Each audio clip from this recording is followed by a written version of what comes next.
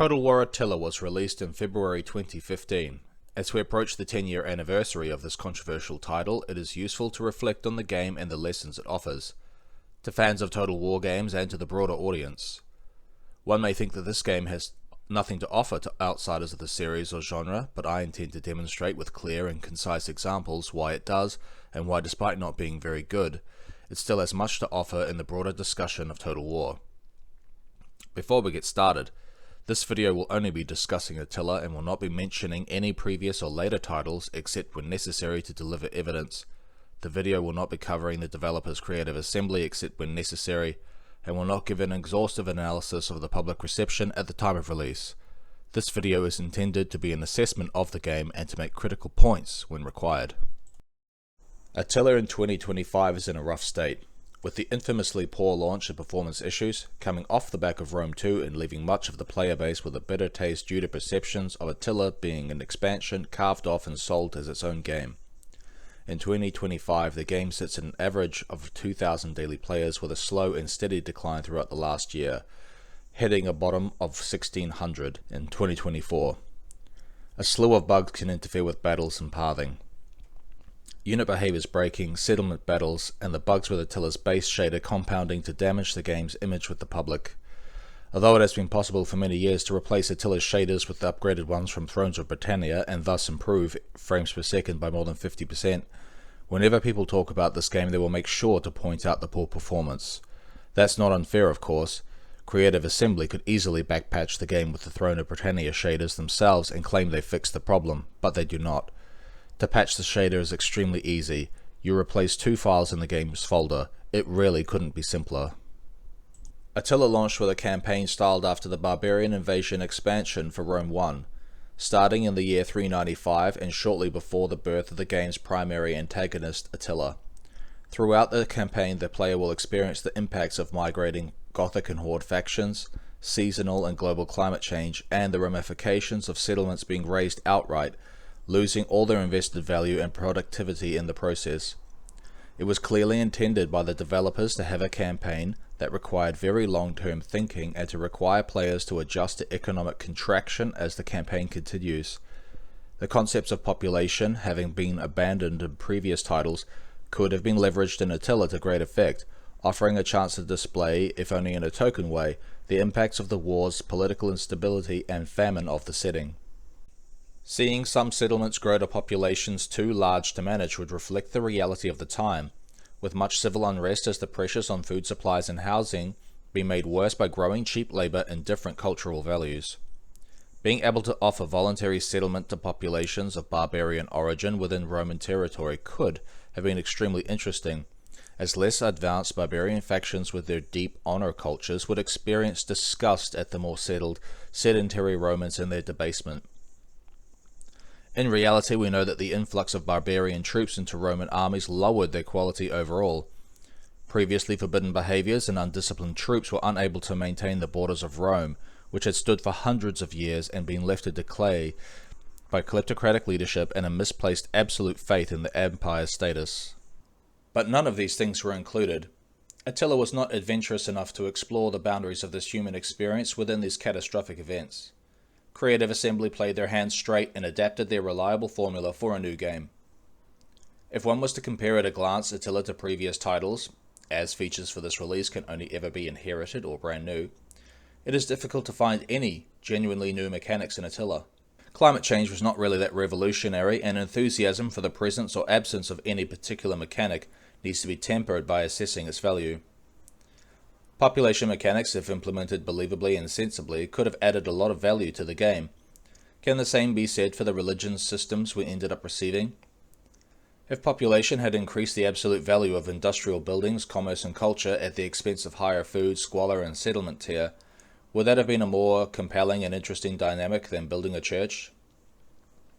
Of course, I think both systems could have existed side by side, and in Barbarian Invasion they kind of did, but it is evident to me that Creative Assembly were unwilling to iterate the system and make it more rewarding for those who wanted to engage with it. Instead, they opted to cut population entirely and streamline what it affected into other vestigial mechanics, some of which have also been cut as time passed. Attila in 2025 is not going to receive any updates and will never meaningfully change in any way. At best, the audience can hope that modders will plug in the gaps and fix any remaining bugs or performance issues. Attila had the opportunity to be the most ambitious game creative assembly ever released, but due to a lack of confidence and cynicism, it will forever be Rome 2's ugly cousin. As of the writing of this script, Rome 2 has enjoyed over twice as many lifetime daily players. Attila has better battle balance and deeper campaign mechanics, but this was not enough to rescue it from its fate. The campaign map of Attila deserves particular attention, because it tries to experiment with new features in addition to retreading old ground from barbarian invasion. The experience of the game changes depending on whether the player uses established civilization factions like Persia or Western Roman Empire, uses migrating Gothic factions like Visigoths or Saxons, or goes full horde with either of the Hunnic flavors. With settled factions, the player is encouraged to prioritize stability and sustained growth, with heavy burdens placed on squalor and public order to keep the player from investing too heavily in anything. They offer a very balanced type of campaign and keep to the tradition of Total War campaigns that players have come to expect. When looking at the migrating factions, we can see an emphasis shifted on some recruitment coming from non-barrack structures and relieve pressure on squalor. They are intended to migrate in low-value, low-output horde structures until they resettle. With the Hunnic hordes, you sacrifice the safety of having armies independent from settlements, but gain independence completely from squalor. With integrity being gained or lost based on battles and other mitigating factors, they have the opportunity to bunny hop between settlements and keep their integrity very high in a balancing act against the structures inside the horde. As climate shifts towards scarcity, the value of many food buildings decreases. The money generated from sheep pens will fall off rapidly and the player will need to think about other income sources for money and food. This feature, along with squalor or integrity penalties, begins to act as competition for the construction slot itself. Construction slots within a settlement have infinite potential, as they can be built up, converted or torn down and repurposed as the savvy player adapts to the shifts in overworld conditions. By introducing climate change, Creative Assembly compelled the player to research what this would mean and plan ahead. As the minimum length of a campaign is around 103 turns, or more typically 120, the climate change progressing at least twice in this period, the player should be preparing to adapt their settlements towards raw food output and think carefully about where they are spending this resource. Not all factions consume food at the same rate and do not produce it at the same rate. The bonuses and negatives for food buildings are not universal either. For the Western Romans, they have 3 universal incomes for food: farms, fishing jetties, and food market, and 4 subjective incomes via furs, fruit, olives, and salt. The latter 4 being completely independent of climate change and useful for trade reasons as well. Olives and fruit dryers in particular are clearly better options than even the best universal food buildings and would be priority structures to invest in for any player. With the pressure on food growing over time, it can be natural for players to invest in multiple farms, or to build an emporium and fishing jetties and find themselves unable to generate a lot of income because they've invested so much of their available build slot allowance into just making food. As food becomes more scarce and famine slips in, public order declines and at least 20% of your taxable income from the settlement disappears. This is what Legend of Total War describes as the classic Attila player trap, where a poor understanding of the building system leads people into investing in the wrong places and creating scenarios where they are worse off. The climate system instills a sense of fear in players because food causes so much damage, and having your food sources decline in quality as the climate changes prompts overinvestment. It is not useful to have an enormous surplus of food either at the regional or global level. When a surplus of food would be created, it is better to invest it back into public order or squalor, and every faction has some mechanism that performs this conversion. When graphing out the distribution of money generated versus squalor and food, it becomes clear that money is the most important thing you should generate in surplus, as money buys new structures, including food structures, and maintains or grows your army. Food doesn't buy structures, food cannot be traded, it is not used in diplomacy, and does not transfer between settlements or buy armies. Your gold does. The more classic player trap per description is the gold mine structure tree, where players see the raw value it generates in gold and try to incorporate this into their plan regardless of the long-term effects. The issue is how little synergy buildings actually have, their effects being a contrived web of bonuses and penalties. If a Western Roman Empire player was actually going to try and leverage a second-tier goldsmith at Prakara, they would need to have a level 1 city, a capital, a reservoir, a fishing jetty, and a forum just to hit something usable on the negative effects of all buildings. Add on the tax rate required to actually gain something from this gold mine at all, and you're looking at a net negative public order. The final result of this calculation is -1 public order, plus 10 food, plus 2 hygiene, just so you can gain 35% of 1200 gold, which is added on top of any other money being generated, but it is easy to see how such a system would be criticized so heavily, not to mention that some supply of gemstones is needed to have a goldsmith at all. If you cannot capture a settlement with gems or secure a trade agreement with a provider, you are out of luck and the value of your gold deposit drops even further. Low public order, which you start the game with, lack of a governor who reduces corruption, and no spies to reduce corruption all reduce profits even more. Ergo, Legend of Total War is neither correct nor incorrect outright, but at the start of the game when everything for a Western Roman Empire player is just getting rolling, that one gold mine is a big burden to carry, and if we talk about religion, it makes this convoluted mess even funnier. The gold mine is not the only example of this design in action, but it is the most egregious because greed is very real and truthfully not many people are good at managing money. Investing tens of thousands of gold just to generate any stable profits from one structure is not something the player should be doing until later in the game, if at all. The player gets trapped into investing the gold in the gold mine just to make it profitable at a time where they can't spare the money. A classic example of a great idea being let down by a bad tool. The remaining features of Attila's campaign will be familiar to anyone who has played previous entries in the series, being as it is an iteration over the classic gameplay loop established in Rogue One and Barbarian Invasion and only polished and refined over time as the developers matured their expectations and production strategies. There are 4 turns per year. Armies are produced from settlements unless you play as a horde. Players wait for their turn before being allowed to move and attack, create buildings or perform political actions.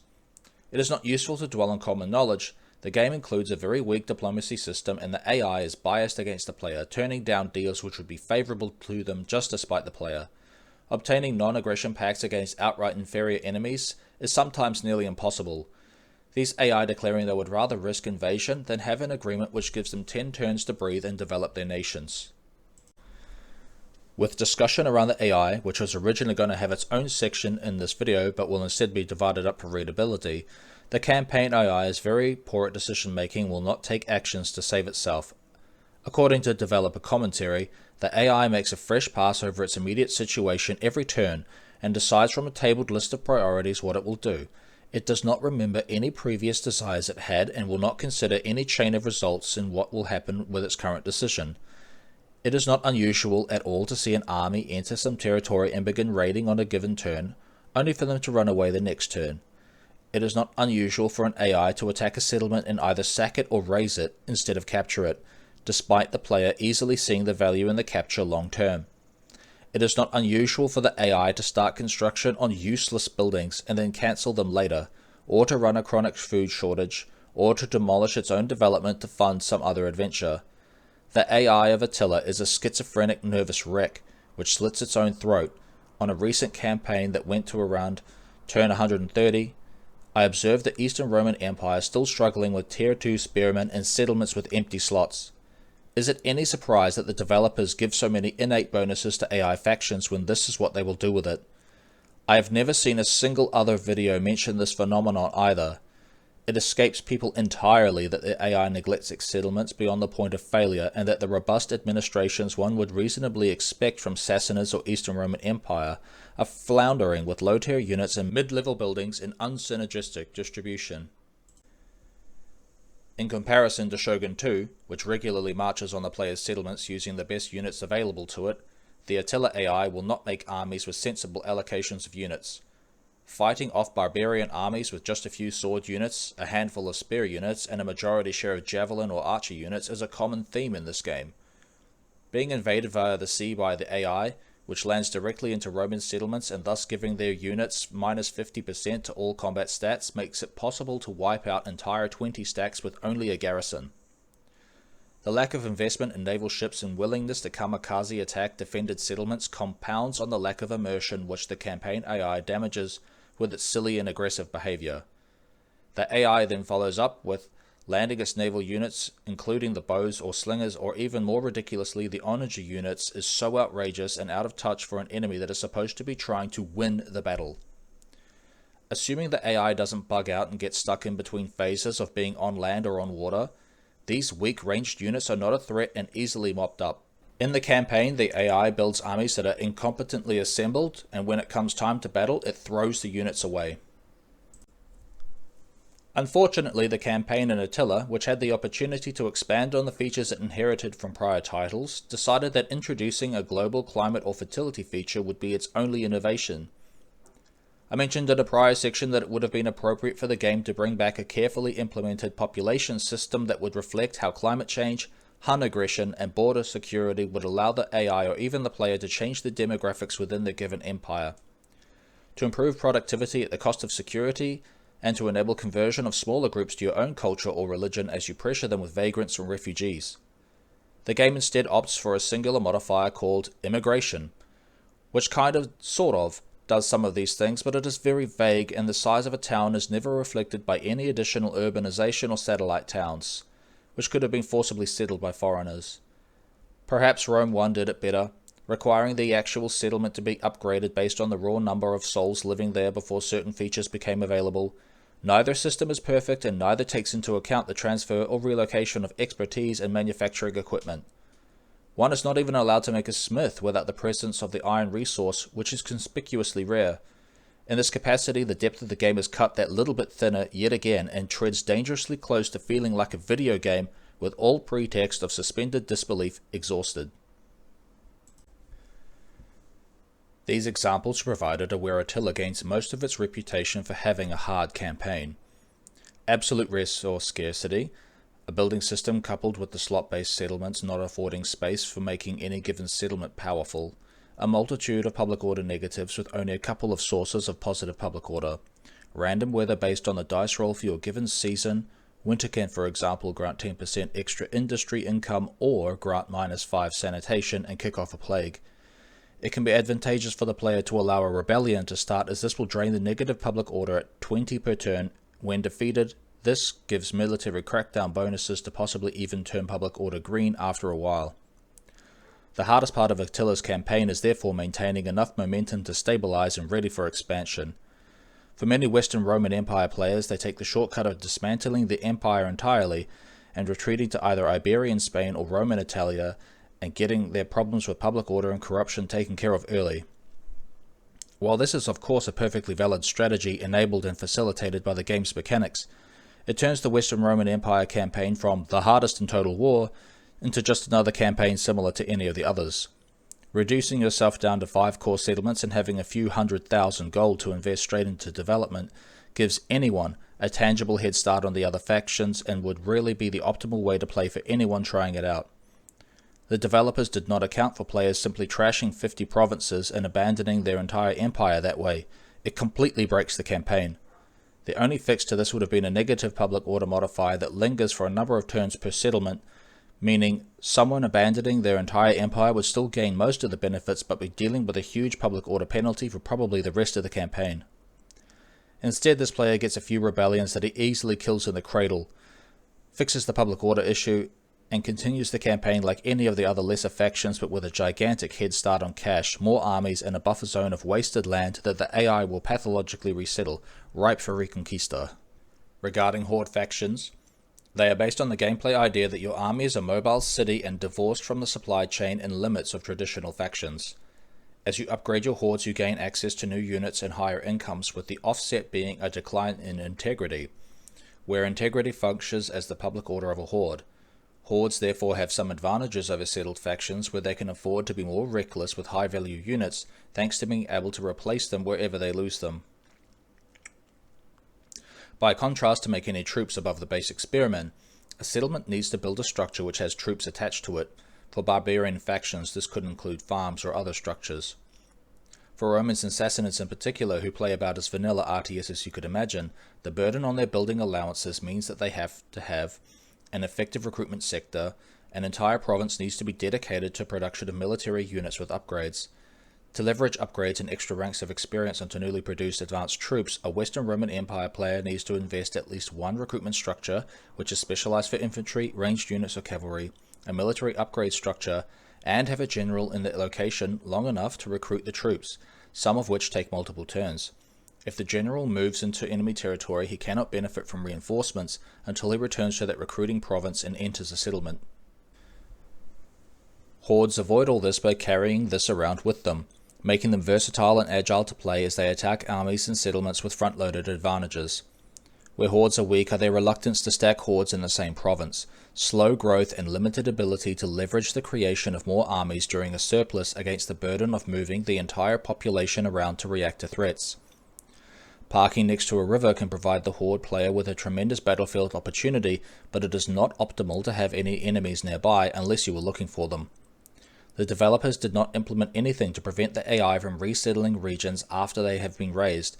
For certain parts of the maps, this is necessary to maintain a vanguard who will hunt down settlements that spring back, as their inhabitants risk launching wars on your money hordes. Hordes have some advantages, but it could be argued that they become risk-averse as the horde grows too valuable. Getting pincered by AI armies and destroyed costs the player potentially the entire game's worth of progress. As Huns can never fight any kind of defensive siege, meaning that the smart application of force will not pay off unless the AI can be manipulated into a river battle or an ambush. Playing as a horde faction could provide an unconventional experience to the player, but the novelty probably won't last very long. The campaign in Attila could best be summarized as a very administration-heavy experience, much more complicated than prior entries, with a great focus on leveraging balance within your settlements and then appointing suitable governors to amplify whatever particular feature you need at the time. Most Western Roman Empire players will want to work hard to preserve good governors, as these individuals take such a long time to build up, and they grant access to edicts and can, at the personal level, boost income and food generation, and when gaining authority and the appropriate levels can significantly boost public order as well. When talking about the politics system, which is one of the only two genuine innovations that Attila brings to the series, this is another layer of an administrative debt that the player must observe and cannot ignore. One might argue that food can be mostly ignored so long as a few regions are producing enough to feed the other settlements, that a net negative income can be mitigated by raiding and sacking valuable hostile settlements. One might argue that sanitation can be mostly ignored because the chances are so minor of an outbreak, that the politics can be ignored because suffering defections and dropping your family's power within the factions to levels where usurpation could happen is campaign destroying. The actions you can take with the politics system center around appointing family members and senators to role as either provincial governor or to serve as a general. The main aim should be to take senators or family members with good traits and appoint them to a synergistic role. With generals, it is ideal to have anything that affects battlefield stats directly, like extra ranks for recruits or extra base cunning to access night attacks faster. For governors, you would prefer to have extra income, lowered corruption, or extra base authority, which is also highly useful. You will want to make sure that all of your family members are married, that you have a large family, and that your emperor or king is generating as much influence as possible. Influence is important for maintaining dominion in addition to control, which can be bought with influence.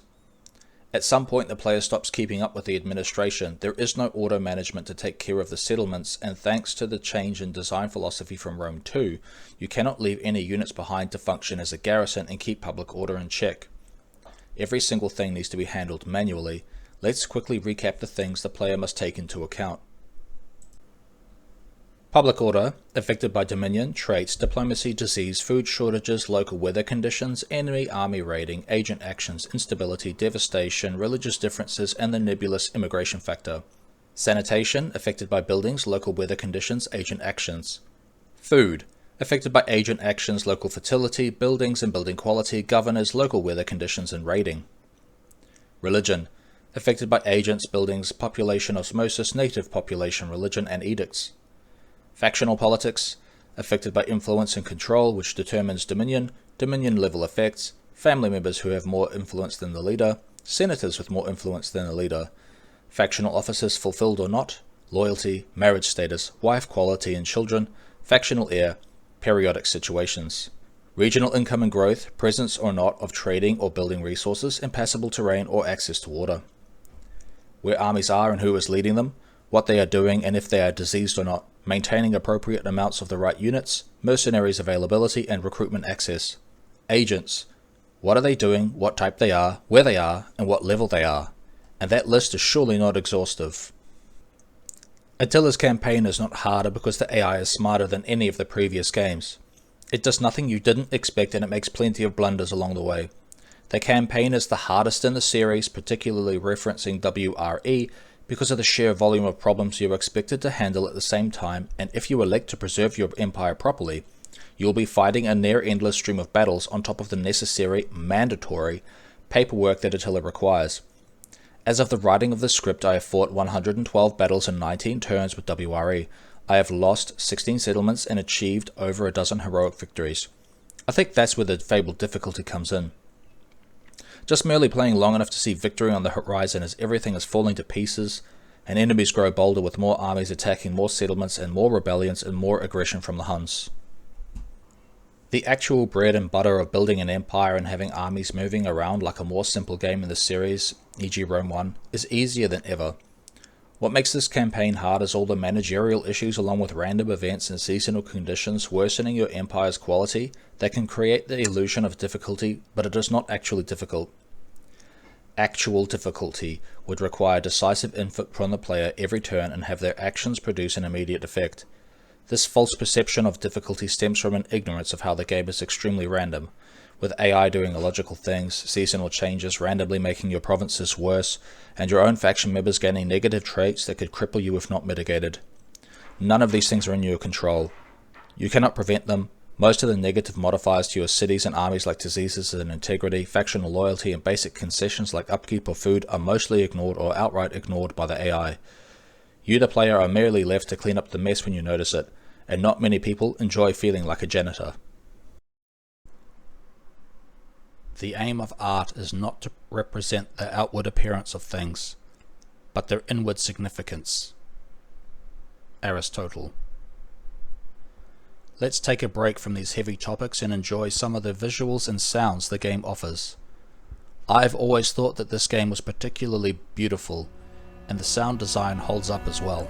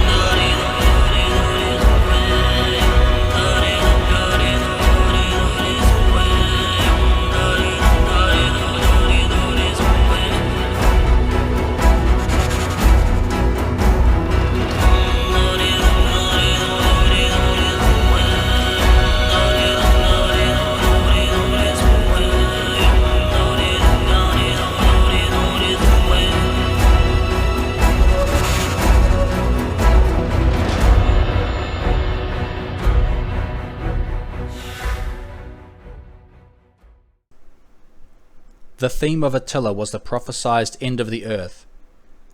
In a short few generations, the seemingly immortal Roman Empire was completely extinguished, no doubt leaving millions of Roman citizens either dead as refugees or slaves, or otherwise living under occupation by the same barbarians they had spent 600 years persecuting. We will not pretend that this was a fate they deserved. All of the cultures of this period behaved this way.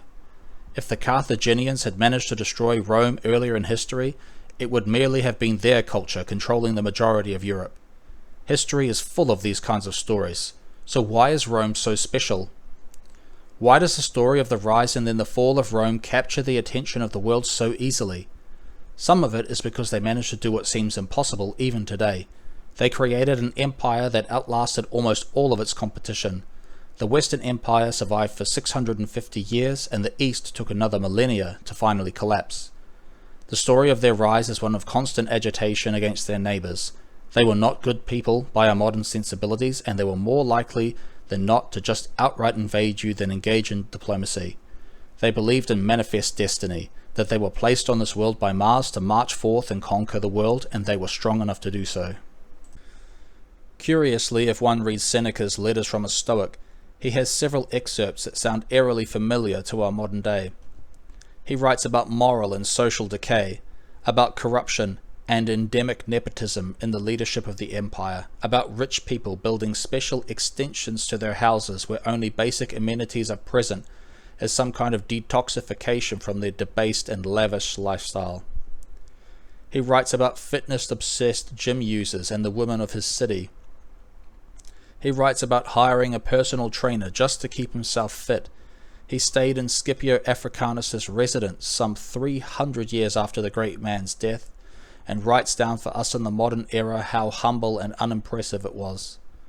That sensibilities and knowledge of construction materials had advanced so far that the private home of the man who destroyed the Carthaginian Empire in its heartland seemed quaint and unworthy from such a distance. The same kind of rhetoric being afforded to Abraham Lincoln's home during his youth, still standing today and utterly unimpressive by any measure. I mention Seneca because the art and music of Total War Attila follows these same kind of themes. With the luxury of us here, breaking the fourth wall and looking back on this impression of history, we can frame the world the way we find the most compelling. Roman settlements in Attila are shrouded in brown haze, evidence of stately homes and temples torn down for building materials or abandoned to rot in the corrosive weather, surrounded by the quite literal dark age grotty hovels of the time period would become famous for. We see in the progress from Rome to Attila a marked shift in settlement security and quality. It is easy to imagine the peasants and minor nobles that fritter their lives away in these settlements feeling uneasy, a new religion having taken over the traditions of their ancestors, its messages pertaining to a desert people and their quest for redemption from an original sin that occurred before the empire was born. The news that yet another town has rebelled or of more unrest at the border from invaders would be deeply disturbing for many people. We can see how dark and squalid everything appears. The battle map, too often taking place at sunset, the nadir of the Romans, is now here.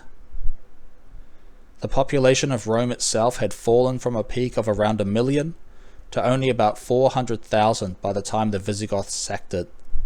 Their empire had been in economic and social decline for centuries, and the legacy of the 3rd century would spell the final doom for the West. The music of Attila leans heavily on the use of sharp strings and throat singing, with most tracks having a slower tempo on the campaign map, being somber and contemplative. Imagine yourself listening to Journey to the West while sitting around a campfire, the only sounds being crickets, the flames crackling, and the low voices of others in their huts, readying for bed. For the battle themes, a stronger drum beat kicks in, goat hide and violin with cymbals playing off each other in an agitated, almost hyperactive rhythm. This is not the random smashing and banging of uncouth cultists. This is the unnerving and very deliberate war song of a people who have rode from beyond the Siberian tundra all the way to Gaul, surviving by their wits and willingness to prosecute authority with a sword. In the breathing space between battles, the player may find comfort in sublime woodwind and chimes, or be chilled by the hoarse growling of impending invaders. All of the music in Attila has been calculated to be unnerving and morose. Even the battle themes lack the upbeat tenor of Rome 2, whose louder woodwinds and verbose bass string work separate it from Attila by conveying ambition and not the despair of the later game. Battles in Attila have been praised by many for being the best in the series, or at least the best aside from Shogun 2. Near universal praise for the combat in Attila is not totally warranted, however, with many problems emerging under the lightest scrutiny. Pathfinding is firstly not great, with units bunching up and units morphing through themselves if the game decided it would reform while moving. Units stringing out into a single file or a single rank, 160 men wide for no discernible reason. Interactions with terrain features causing units to break up and disperse like a gas entering a vacuum, or even the severe difficulty units have navigating a simple street in any of the siege maps. Reforming units in sieges and not clicking completely correctly on the floor tile can cause even mighty computers in 2025 to halt to 1 frame per second, confirmed via Steam FPS counters, as the game struggles to rationalize what the player is doing. Unit behavior when engaged or when trying to push into or out of combat, cavalry pathfinding both charging and cycling out, it's a mess. Total War has always struggled with this and Attila is no exception, but thanks to the extra attention made to maps over, for example, Shogun 2, the game isn't totally crippled in telling where a player wants his units to go, but only then the simplest of maneuvers are executed flawlessly. In battle, Alt and Control keys are used to manipulate units or formations. Holding Alt and dragging formation around to maintain coherency while repositioning, causing the army to move at the speed of its slowest member, except artillery. It is possible that the battle controller bugs out and sends your formation drag way off to the edge of the map. You release the button to move the troops and they do something totally different than intended. Ships moving erratically and not rowing backwards but instead turning around, colliding with each other or potentially terrain features. Cavalry in charge screeching to a halt because the first row collided. There are so many issues with just the basic movement of Attila that it is impossible to say that the battles are amazing. When addressing battles in Attila, there are 3 core components that are being discussed. The AI with respect to its decision making during a battle, the battlefield controller, which is the AI package which controls unit movement, attacking, routing, obligatory and discretionary movement of individual models, etc., and the unit balance. A 4th component about maps could definitely be considered as well, but it will be covered throughout discussion of the first 3 points. Pathfinding has already been mentioned, but some more specific examples of why it causes issues could be given when watching units navigating sharp corners, turning to shoot targets moving sideways from them, retreating out of combat or into combat, or even just executing a charge properly with cavalry so that they will overrun enemies instead of stopping or veering off in odd directions. The worst offenders for broken pathfinding come from town and city sieges. They are ridiculous, and it shows that whatever method of node navigation they used at the time was fundamentally flawed. While Attila didn't suffer from the almost paralyzed AI that crippled Rome 2's siege gameplay when that game launched, Attila only offered moderate improvement, and it is easy to metagame the AI into choke points or to cause it to get confused and reform its units halfway across your city without accomplishing any goals along the way. In most of the Roman maps they are single or double terrace towns with many areas blocked off via invisible walls. Locations and streets that should have been traversable are impassable instead, and areas where logically stairs should have been built or a road cut into the rock are conspicuously absent. The granularity of unit model movement over terrain that is a good feature elsewhere is not taken advantage of, and some of the maps fall victim to a vicious 3-lane design seen commonly in more streamlined esports games. While it could have been possible to slowly infiltrate units up and over the relatively gentle rocky slopes of some barbarian maps, taking losses from units slipping and falling a la Shogun 2, thus reaching the top while skipping the roads, the game's designers firstly elected to remove this capability from troops outright, and then designed maps to have reasonably flat areas deemed impassable as well. It is not clear who held the authority when translating unit movement from the design board to the game. Did the map designers react to weaknesses in the AI and pathfinding? Or did a heavy hand dictate that only a certain type of movement will be allowed and that all examples of other methods should be excised? I know a few people who talk about Shogun 2's terraced fortress designs as having their own advantages and that they're superior to settlement battles for one reason or another. But I think probably it was the designers streamlining their designs right down to the core basics, and foregoing settlements entirely because they needed a successful game after Empire and Napoleon had damaged the brand. Empire's sieges and the AI navigation in those sieges were infamously terrible, and Napoleon did include battles over villages, but they were dispersed buildings across large areas and not really settlements in the conventional sense we have become conditioned to since the early days of older games. With Attila, we can only claim that we have the most refined settlement battles available to this point. They're not great and the AI still bugs out, but they're a marked improvement over the unwieldy messes of prior games. The battlefield controller has some necessary criticisms as well. The way it selects targets when shooting artillery and bows, you can find it targeting a specific model inside a unit, which causes most of the shots to be wasted. This model is normally on the front or back edge of a formation, and if firing at maximum range, the dispersion across the volley of shots fired provides opportunities for the shots to fly outside of the unit footprint. Logical thinking would dictate that the firing unit would always target center mass of the recipient, and maybe it does. But what the controller defines as the center of the unit apparently can shift over time, due to poor coding on the developer's part, and flagging a certain model as being the center, while reforming a unit can change model positions dramatically. This bug persists in melee as well. When you charge an enemy, if you see your unit flag move inside the enemy formation, then technically, the center of the unit has been swallowed by the enemy.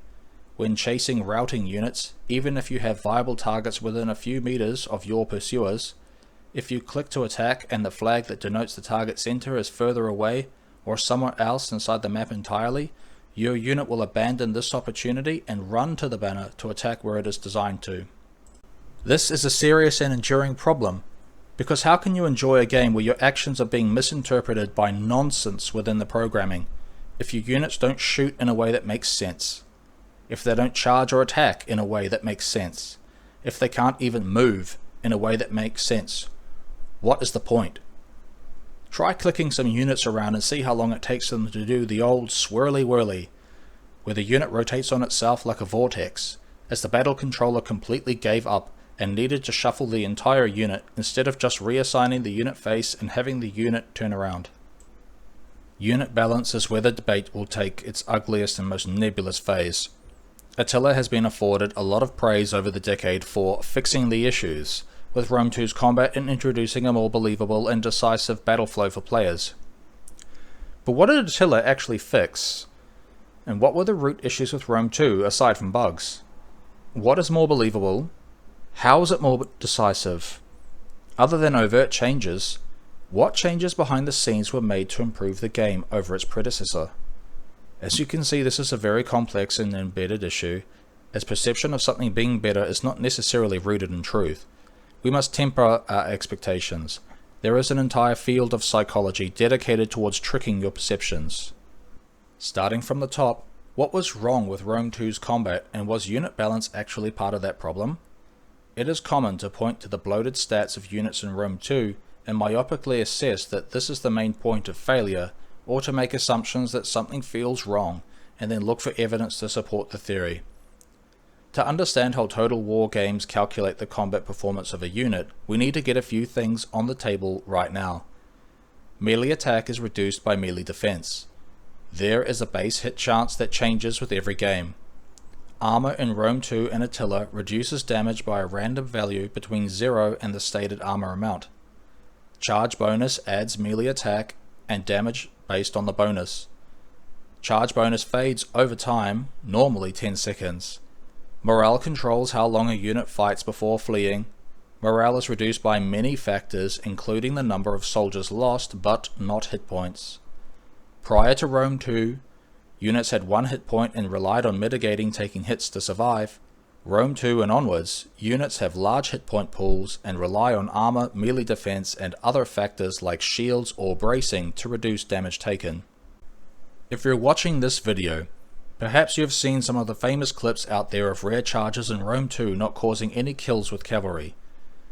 What Rome 2 did was give too many units such high armor values that even getting rare charged would not result in enough damage being caused to net some kills. If you have an enemy get a noble spears and each man in this unit has 65 hit points, you charge him with Iceni heroic riders, your cavalry do 31 base damage and have a charge bonus of 46. You would still need to deal on average 2 attacks which hit to this one man to kill him. If this barbarian has 80 armor, he is negating on average 27 damage per hit to him. For 15 seconds after charging you have the full bonus, but after this your attack and damage drop back to normal values. With an average attack speed of 4-ish seconds, one would expect to get a generous 4 attacks with the full charge bonus, but what if it doesn't matter? Because you're charging a unit that has so much armor like Triari, who have 95 armor and would on average be blocking 32 damage on top of their 64 melee defense. First you need to roll to hit. You have 95 melee attack after the charge and the Triari have their 64 melee defense. The base hit chance is 40%. There is a 31% bonus to hit from the difference between your melee attack and their melee defense. 29% of your hits miss outright for 15 seconds. Of the hits that do land, they negate on average 32 damage, meaning your entire charge bonus is statistically going to be lost, meaning you are fighting as though you had not charged at all. The caveat being here, you will hit more often and should deal at least some damage. It's just nowhere near what you'd expect, and this very real lack of effectiveness is so famous that multiple YouTube channels have made videos demonstrating how terrible it is. Even shock cavalry, like companions from Macedonia, do not have enough charge bonus to really drive home how dangerous they should be. But let's move on from charging and instead look at a fight between two real-life enemies that would have happened. The absolute classic Roman legionnaire versus some Celtic warriors. For the Celts we have 27 attack, 40 damage, 50 melee defense, 45 armor, and 55 hit points. For the Roman we have 47 attack, 35 damage, 48 defense, and 80 armor, with 60 hit points. Who do you reasonably expect to win at just a glance on those numbers? Logic says the Legionnaire wins outright by virtue of having higher sustained attack, remember we didn't charge, and much more armor. They negate more damage and deal more damage. The difference in hit points isn't enough to make a difference to the outcome. What you wouldn't intuit straight away is that the Celt warriors only have 19% hit chance sustained against the Legionnaires, and this gets dramatically worse when fatigue begins settling in. The Romans begin the fight with 37% hit rate, and end with much lower after fully exhausted. Arguably, however, their relative combat power increases because fatigue only affects attack.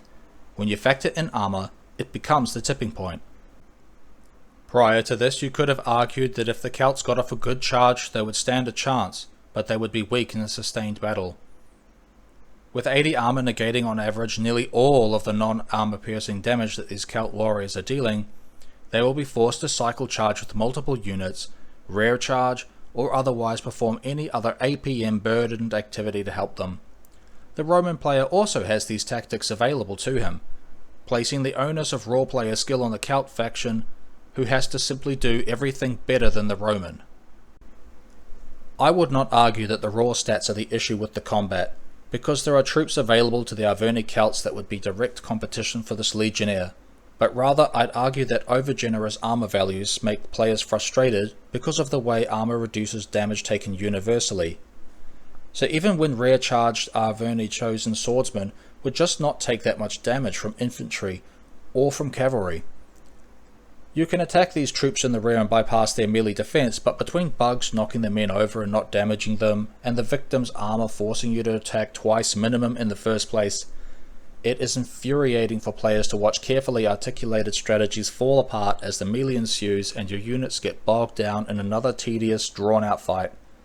The total opposite would be Shogun 2, where battles are quick and decisive, with rare charges absolutely destroying targets because the charging unit gets an astounding plus 25 to attacking the rear of a model, and armor works in that game only to affect whether or not damage was taken, in a binary system. The way that the old system combined all your troops' bonuses and compared them against the combined value of the enemy's defenses to see if a hit would land and thus kill was quite difficult to balance, as single-digit changes in stats could swing a fight out of balance and cascade into other unit matchups. Here is where I posit my wildest claim. They introduced hit points in order to control the pace of battles more easily. They did it because they couldn't feasibly balance the number of factions they planned on having in Rome 2 using their old system, and needed a way to control the length of time a player would spend in battle more tangibly and not leave players getting stomped by being only slightly out of position or not charging at the right time like in Shogun 2. They made the game more generous to players by giving models their own hit point pool with multiple chances to survive damage, with armor to mitigate damage further, now players could make mistakes and not fold. The Julian McKinley article released in July 2024 reveals that the AI has never been meaningfully improved deliberately to keep the advantages with the player. If there was in fact a total design philosophy shift that precipitated in the Rome 2 combat system, is there any surprise they didn't execute it perfectly the first time? In their quest to have a highly cinematic battle system replete with unit level tracking camera, they damaged their game by making units too resilient to damage and able to take top level shock cavalry attacks without cracking. Let's review the unit balance opening question. But what did Attila actually fix? What were the root issues with Rome 2 aside from bugs? I think that once you consider that the Rome 2 system was born out of a desire for an entirely new combat system with much more predictable and manageable outcomes, a system where they expect fights to last a specific amount of time and that they would use a combination of converting random hit chance to much more guaranteed but mitigated damage, that they could only be accused of not targeting the right amount of time in combat, the right amount of predictability. Having units not take significant damage from rare charges is a failure on Creative Assembly's part to manage expectations. That rare charges with chariots and shock troops should produce easily predicted results, i.e. the collapse of the target unit and its route.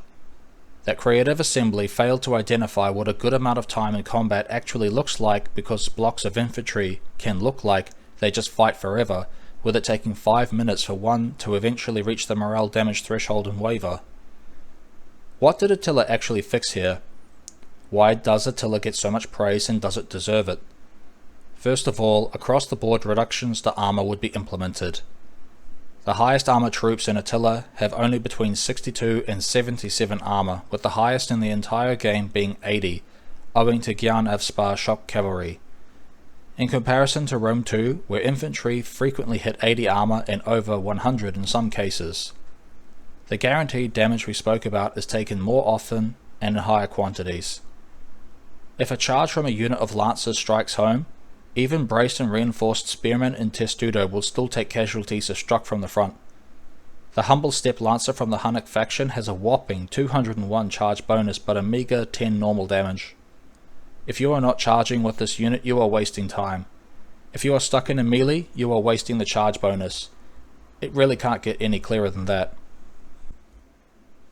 By dealing at least 210 damage in a charge on flat terrain, a Step Lancer model can feasibly kill in one hit any infantry model in the game unless the rider should happen to miss with his attack.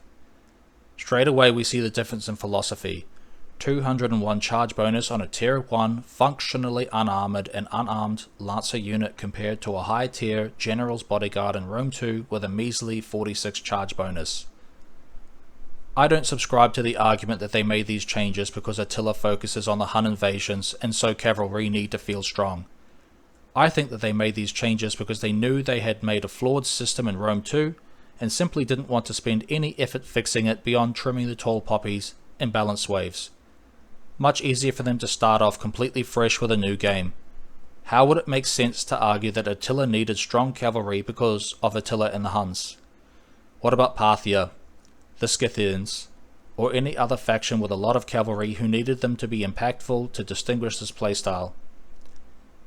Attila improved on the combat design by moving away from static mosh pit brawls that were designed for a spectacle. Fights aren't decided by charge alone or steep terrain inclinations like they were in Shogun 2, but instead a more moderate game came out. People appreciated Attila making more sense intuitively and allowing advantages in the battle, with rare charges killing more models, cheap ranged units dealing less DPS than Rome 2's equivalents, and removing precursor javelins from most infantry.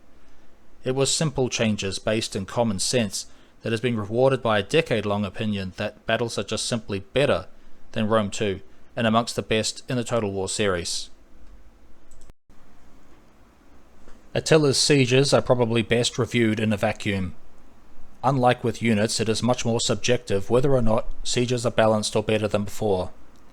If a person prefers maps that are mostly abstract like in Shogun 2, where the fight takes place over a terraced fortress, or Medieval 1, where the fight is over a single castle structure, it would not make sense to conclusively assess that the settlement battles of Attila are the best because these players' ambitions aren't being serviced whatsoever.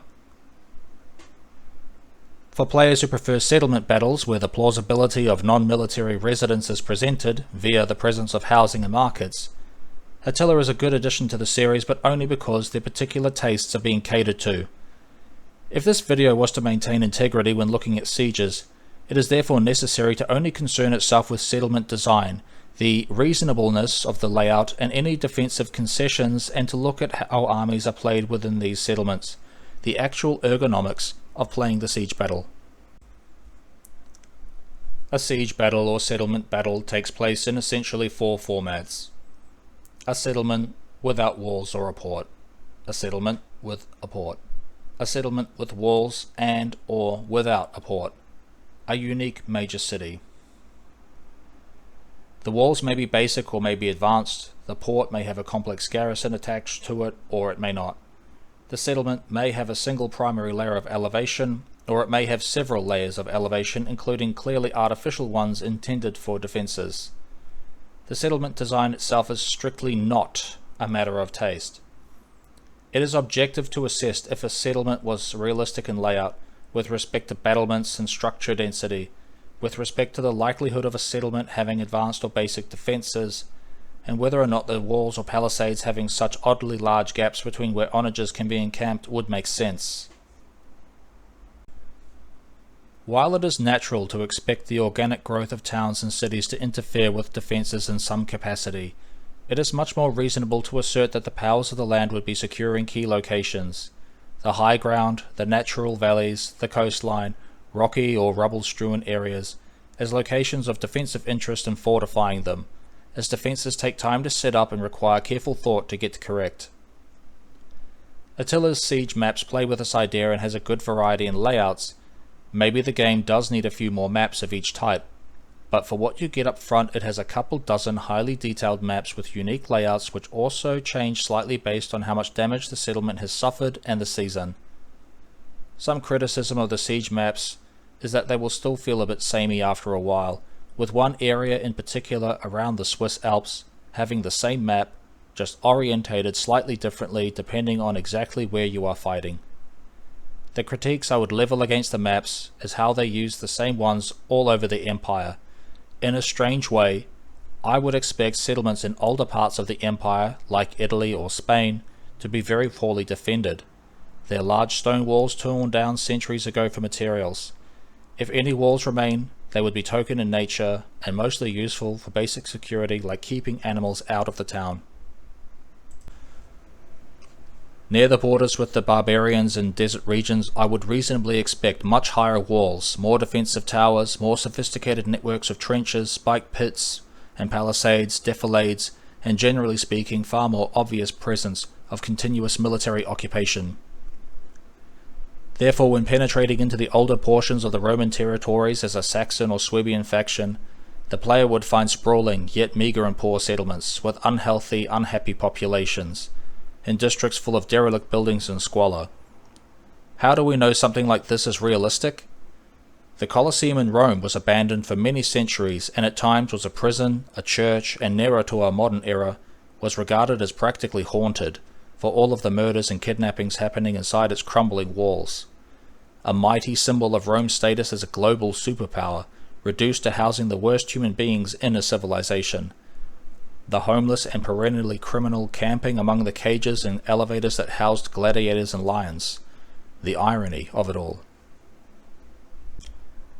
If Creative Assembly had been willing to commit to making twice as many maps as they did, and they did a fairly respectable job in regards to the raw number of settlements available in their defense, then we could have seen clearer visual evidence of the differences between the Western Romans' strictly utilitarian frontier towns, their colonia, versus the degraded and unruly provincial minor cities they had, dispersed throughout territory subjugated long ago. I personally quite like the appearance of Attila's siege maps, but I do have serious reservations as to how they are laid out. Large sections of the maps where it would have been reasonable to expect access are blocked off. Maps feel artificial and restricted, as though Creative Assembly were afraid to provide too much room for the player to work with.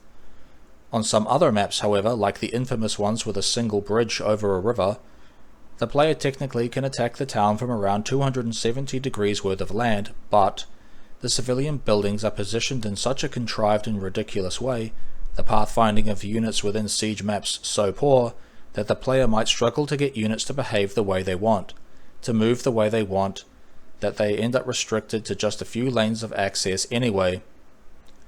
Most of the settlements seem to have been designed with 3 major and 1 minor point of entry and a large, inaccessible, rare area that absolutely would have been reasonable to attack in the real world, but for reasons of gameplay, AI fragility and predictability, Creative Assembly refused to address these issues and just slapped down invisible walls or inaccessible cliffs. Perfect.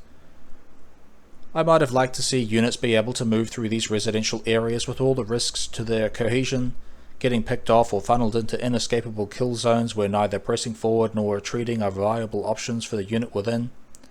For the savvy player who has already preoccupied his opponent's forces elsewhere, filtering in units and capturing the city via its alleyways and side streets should have been viable strategy. Sieges, much like normal settlement battles, because many of them just take place on the same maps but with walls and possibly 2 tiers of artificial terrain advantage, have issues with layout, for the buildings protected within but also the walls themselves, sometimes nonsensically snaking around the terrain, with neither palisades nor towers being located in positions which are logical or in the density that a city with that degree of advancement would suggest. With all due respect, I do not expect the NPC controlled towers to do all the heavy lifting for me, but when I commit 100 food and 20,000 gold to building this thing and keeping it running, I expect it to be harder to crack than an egg. The siege maps include multiple capture points that should be defended.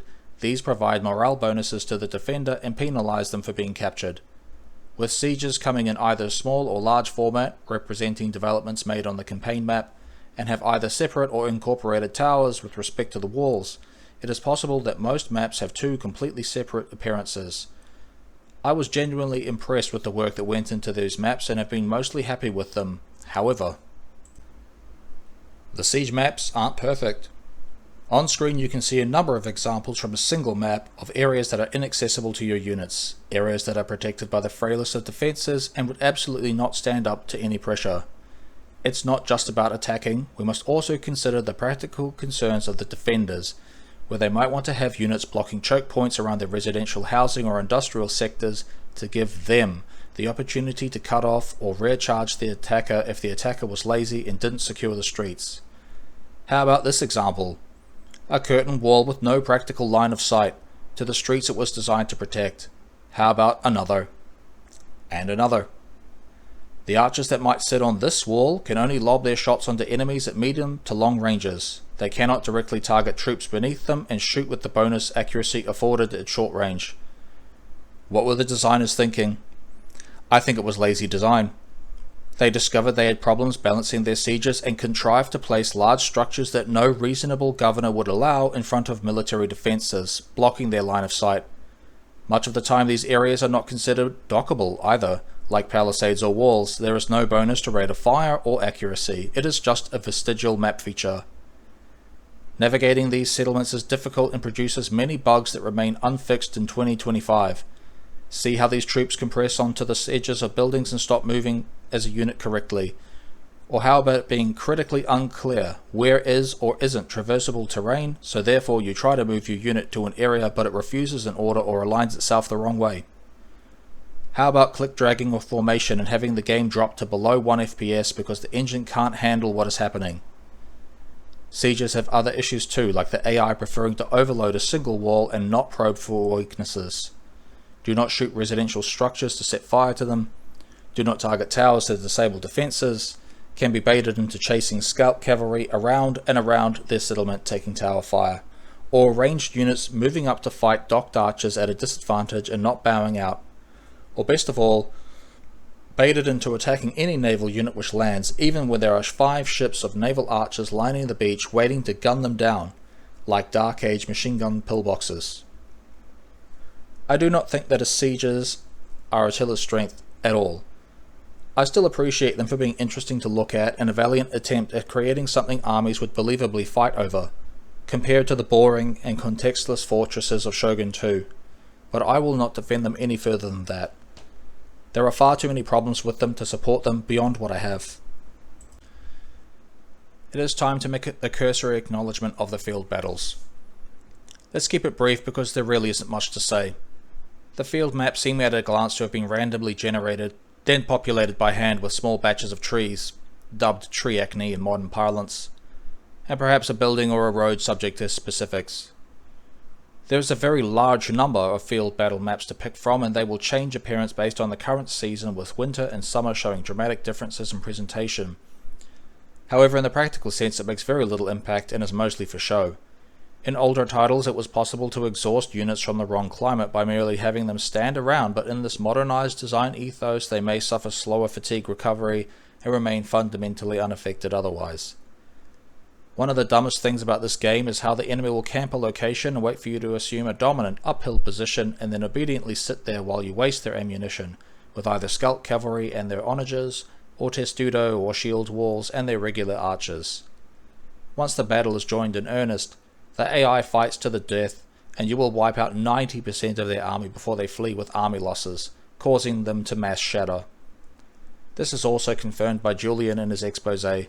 The AI is designed to function this way.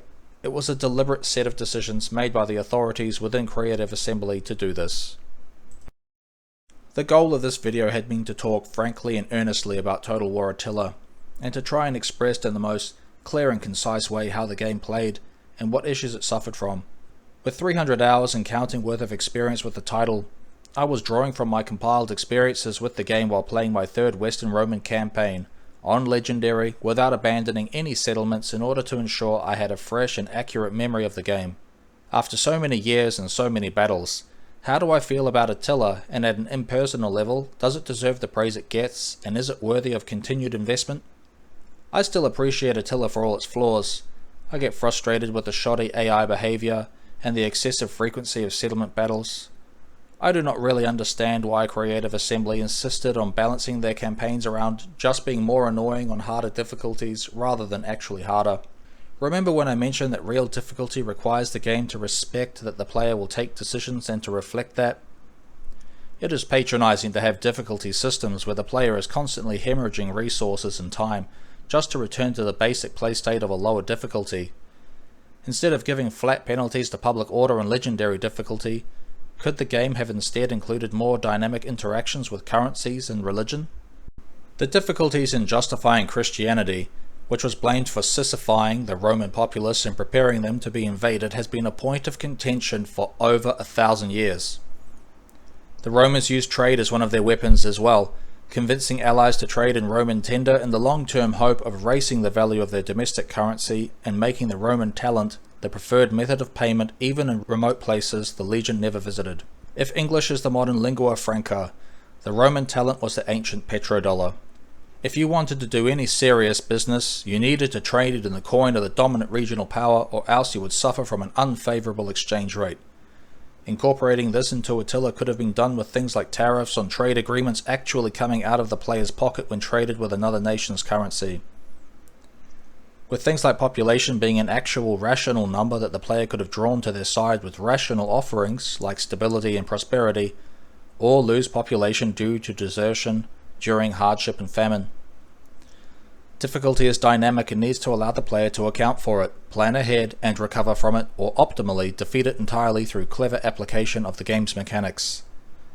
Much like sitting an exam at high school, the assessors don't really care that much about you getting the right answer, which is precisely why they only grant half a mark for the right outcome.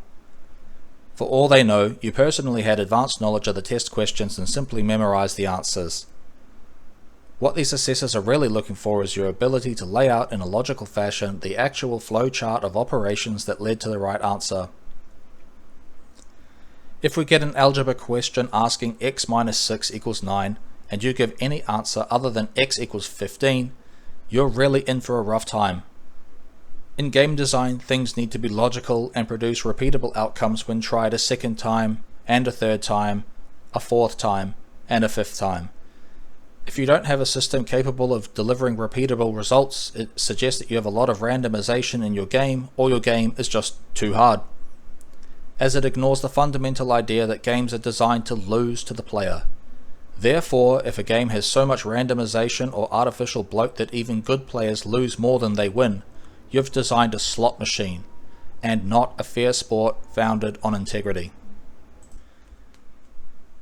With Attila, while the game does have some amount of randomization with regards to each faction at the start of any campaign, sometimes the minor factions are benign and content to hold a handful of settlements, sometimes they are furious and aggressive and expand rapidly. The campaign map doesn't change overly much from one playthrough to another. It is all the other factors that make it insufferable on higher difficulties, with random and very dangerous negative traits being inherited by characters just for having a large empire, even when you are successful. It is the anti-player bias that compels AI to refuse to take sensible diplomatic action even when they're on the verge of death, if another season passes without peace. It is the way that squalor and public order interact with structures. Some structures produce negative public order just because it needs to, in order to contrive the necessity of buildings which negate that penalty. How does a sheep farm make the city dwellers unhappy? Don't they have better things to do? How does having a market make people unhappy? Why do military support structures like armories and carpenter shops reduce happiness? Why does having military recruitment buildings not improve public order? They did it because their design goal, the spreadsheet that they reference for their targeted gameplay experience, required concessions to hit that spicy Attila chicken flavor, and without rampant disease and rioting, what kind of game about the Huns are you even playing? I'd argue that Attila could have been greatly improved if it had tried to be a game telling a story about upheaval in the world, following humans as they're forced to abandon their homes and meet their destinies in the ruin of the West, tracing the lineages and religions of these people as they resettle in abandoned towns which had been languishing for decades in disrepair. Without mentioning extra mechanics that might have offended people's sensibilities even more, giving players something to latch onto and actually care about could have offered a hook to raise engagement. In the end, Total War Attila is just too dry, and played it too safe to really gain back the ground lost by Rome 2. It might have been doomed from the drawing board. Creative Assembly hypocritically demonstrating no creativity in the obvious push to annualize their release schedule. The game is fun, but it's the special kind of fun normally enjoyed in small doses by people who had heard it was totally hard and have otherwise played other Total War games before. The setting is too niche, and not acknowledged by society enough for the layperson to really even care about it. They know the Roman Empire existed, but beyond Julius Caesar and the red colour, there is not much knowledge on the streets. For Total War's sake, Attila was probably just a mistake that barely turned a profit, coming out too soon after Rome 2, and making people question what the rationale is for selling the same game twice. An expansion pack ripped off and repackaged as a $60 main course instead of just the dessert it appeared to be. The reused animations, sound effects and voiceovers didn't help sell it to jaded and burnt Rome 2 purchasers either. The damage has been done, and all we can do from the privilege of our computer chairs is sit down and listen to our generals crying out for God in heaven as they press the attack one more time.